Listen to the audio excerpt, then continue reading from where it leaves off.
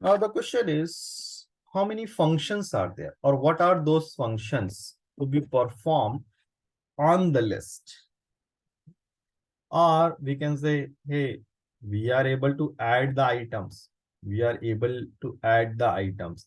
But what about if I want to delete something?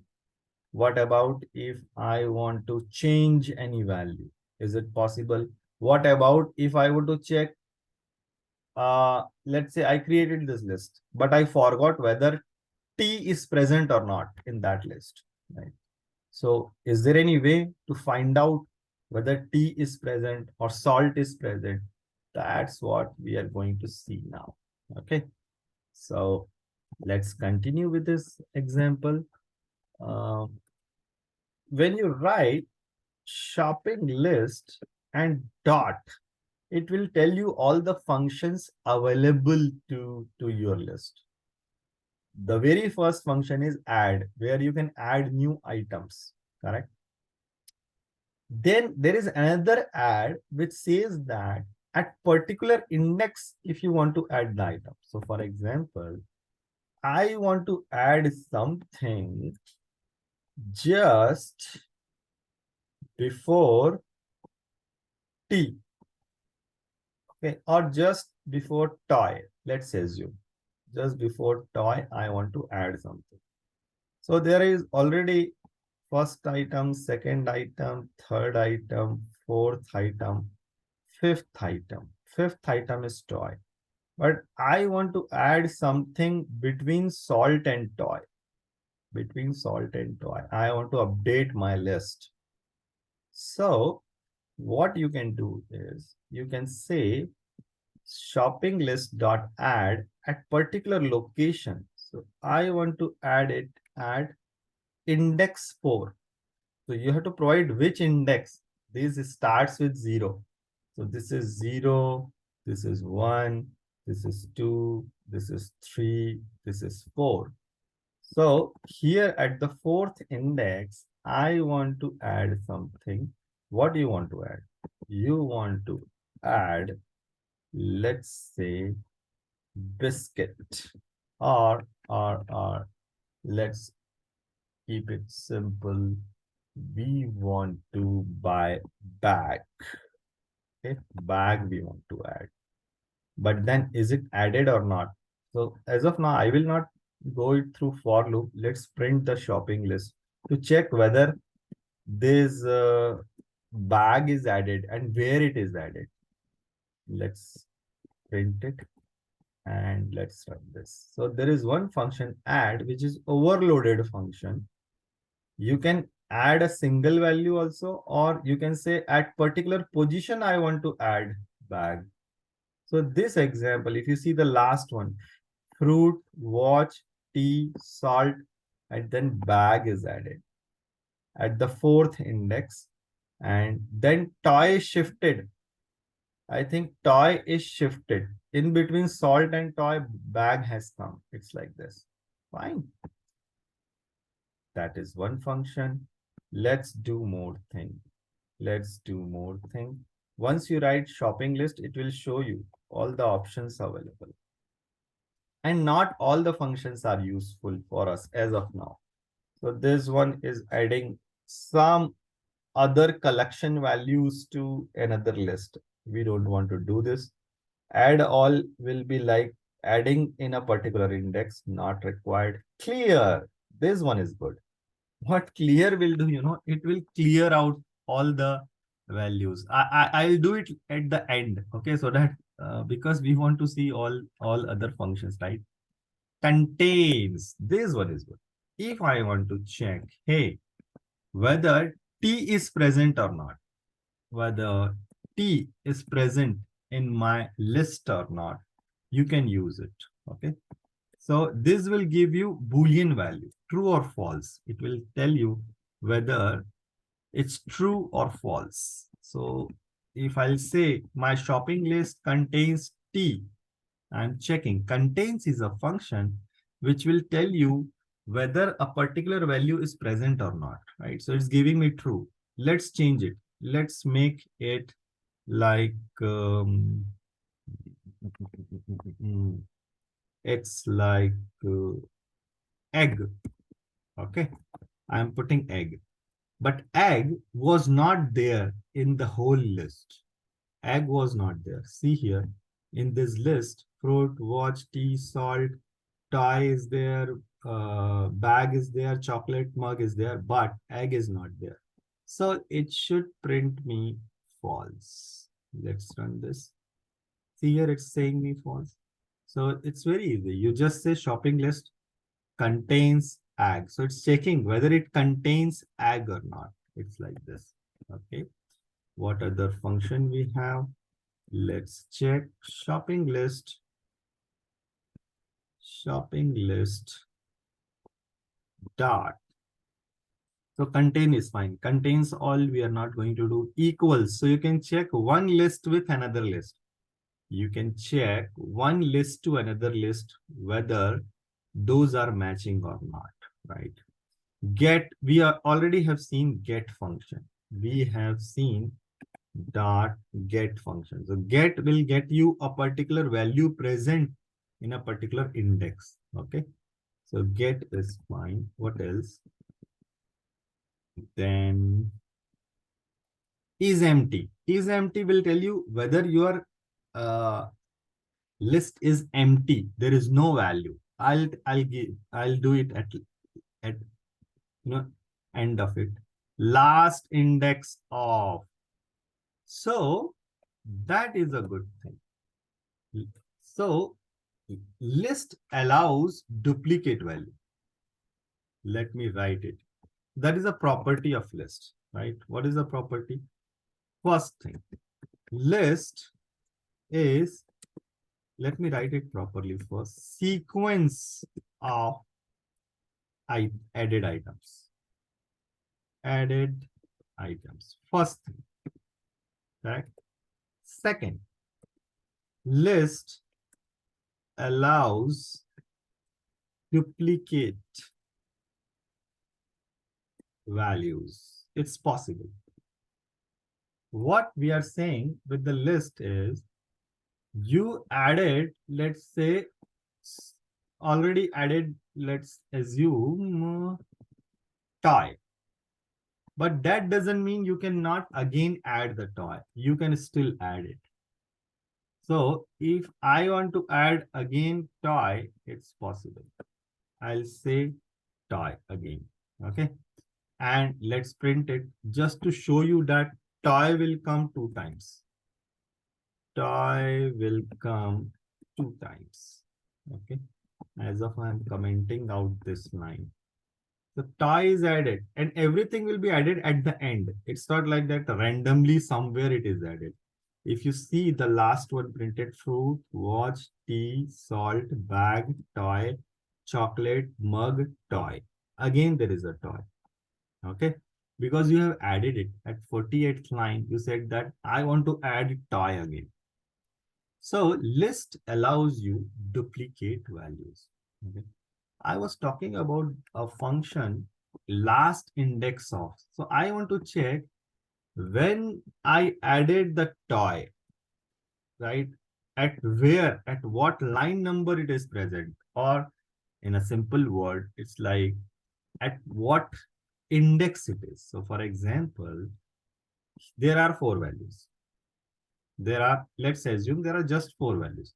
If I'll say the last index of t, so it will tell you 1 because index of salt is 0, index of tea is 1, index of fruit is 2, index of watch is 3. It's like in some building, the floor starts with 0th floor. First floor, second floor, third floor, right? In the ground floor also, we don't say it's a ground floor. It's in the lift, you say 0. Okay, 0th floor. In the same way, this list concept works. 0th value is salt. It's like this. And now, if I add t again, it's possible. You can add t again. Okay, so you can say t, but the index of this will be 4. Okay. So now if I want to find out When was the last time? It can be a big list of 500 values. I am giving you a very simple example. 500, 5,000 values can be there. If I were to find out when was the last time I added, at what position, T. So I'll say, find out the last index of T. In this example, we are finding what is my last index of toy. Okay, let's print it directly. So index of will give you one integer value, one numerical value, which will tell you when when was the last toy was added, at what position. So it's saying at 8th position there is toy. At 8th index the toy is present. Okay, it's like this. Fine. What are other functions we have? Let's try. So shopping list dot. When you write dot, it will automatically give you all the options available with this. Okay, so we are seeing it. Okay, is empty. I said that I'll tell you later on. Last index is remove. Good one. So you can remove something based on two things. You can remove, let's say I want to remove something which is present at first position. Okay. At index 1, it's not the first value. Again, understand it. When you say remove 1, okay, it will not delete fruit. Let's understand. If I'll say shopping list dot remove 1, it will not remove fruit. It will remove watch because fruit is 0. 0th index. Watch is 1 index. T is 2 index. Index 2. So here remove 1 will actually remove watch. Okay. Let's see what will happen once you remove it. So I'm going back here and let's print it. So what should get deleted? I'm running it here. See here, fruit, and then directly T is there. Watch is not there, which was there earlier. That's it. You can remove it. You can remove it by actually putting what you want to remove also. So for example, I want to delete mug. That's possible. You say remove mug. Okay.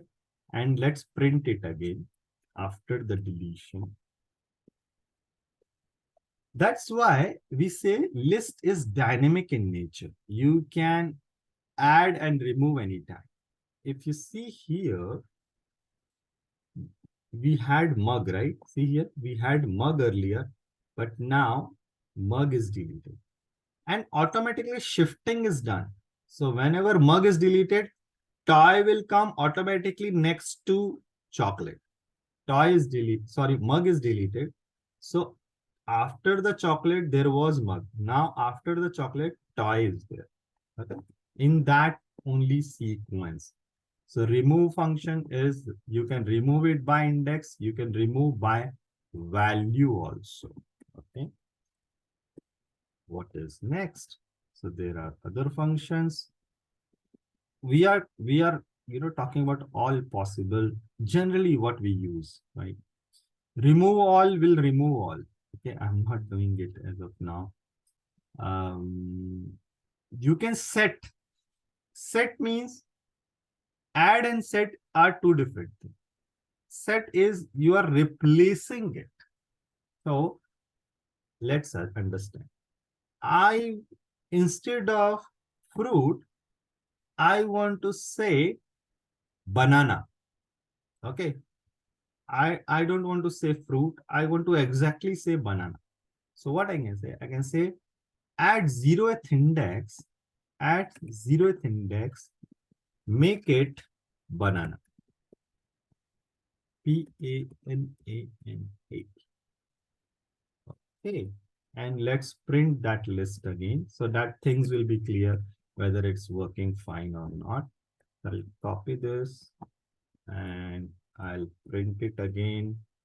And if I'll run this, so at any position you can add, you can set the value. So there is a difference. Add will shift the values. Set will actually replace it. So instead of fruit, now there is banana. It's like that. In place of fruit, now there is banana. Rest of the things are same. It will not change. You're saying that at 0th index, make it banana. So it will delete fruit and put it banana. It's like this. Whereas add is different. What add does, it will add whatever you will provide at the end. It can be duplicate also. So there is a difference, add and set. Now the last one which I wanted to show you is simple one. I want to say show shopping list dot. So there is a function is empty. So is empty will check whether your shopping list is one empty list or it has values. Okay. So is empty is a function which will show you whether your list is having some value or not. It's saying false, means it's not empty. It's showing me false. That means it is not empty. Let's delete all the values. What you can do, you will say shopping list dot remove all. Is there any function? Remove all. Yeah, remove all is there. Let me put it without saying anything. Is it possible? No, just a minute. Sorry, just remove. But every time it requires something. So I'll say remove, and in bracket, if I do something, it is asking me that you cannot do it in this way. Okay. Is there any function which will actually delete everything? So that is clear. Okay. Clear means clear out all the things. Now, if I'll check that is it empty? So this time, if I'll run this, it is saying me, yes, it's empty. Why? Because you cleared out everything. And if you will, print out all the values, will it retain the values? No. You cleared it out. You flushed it. So see here, it is not having any value now. It is not having any value. Moreover, if I'll run that program again, this one, where we found out the count, this one, right? So let's say I want to capture what is the size of my list now? How many items are there, right? So if you do it again, let's see what it will print. So it's saying me 0. See here, it's saying me that there is 0 item. It is doing all these things, fruit, watch, tea, added. Then we did whatever things. We added some value. We print that whether something is present or not. We print how many items are present. We removed something. All those things we did, like line by line. But at the end, at line number 62, we are saying clear it. So it will clear the whole list. Delete means the items will be deleted. Shopping list is still alive. Means the space is alive. You created a shopping list, right? So it's alive. It's alive. You can add values here one by one. Okay. But it is empty now. You delete, you clear it out. It's like this. You can add fresh shopping list now. So once it is clear, that doesn't mean you can add, you cannot add it now. You can still add it. Let's do it. But it will be a fresh list now. So if I add it here again, let's assume fruit. So that will be a new kind of list. It's not that old list. Okay. So if I'll print it here, it will show me just one value, which is fruit. See here, just one value. All other values gone. You added it explicitly in 69th line, again a new value. But at 62 line, you said clear it out. So it will be empty then. Then that's why it is printing, because of line number 64, it is printing me this. Because of line number 67, it is printing me that there is a 0 item. Size of the list is 0. Okay. That's it about how to work with the list and all. And it allows duplicate value, and it works through index. Okay. It works with index. There is a particular index. Okay. It's like this. The good part is you can add, update, delete. Update means changing it, right? All these things are possible. In fact, search also. You can use contains function.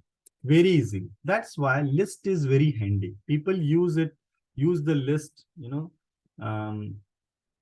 quite frequently if you want to store, the values which are in sequence, right? So you work it with list, and it's dynamic. Dynamic means you can add, update, delete, and search. So that's why we say it is dynamic. Okay, dynamic in nature. So if somebody will ask you in interview, hey, what is list? So theoretically, you should say that list is one interface. Okay.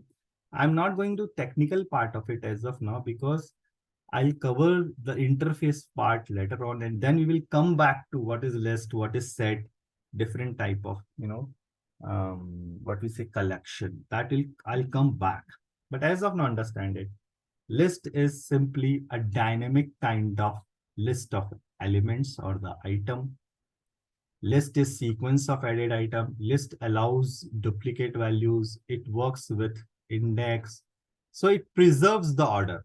Technically, we say it preserves the order in which you added the value.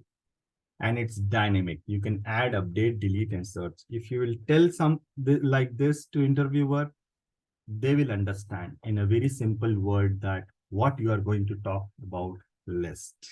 Okay. That's it for today.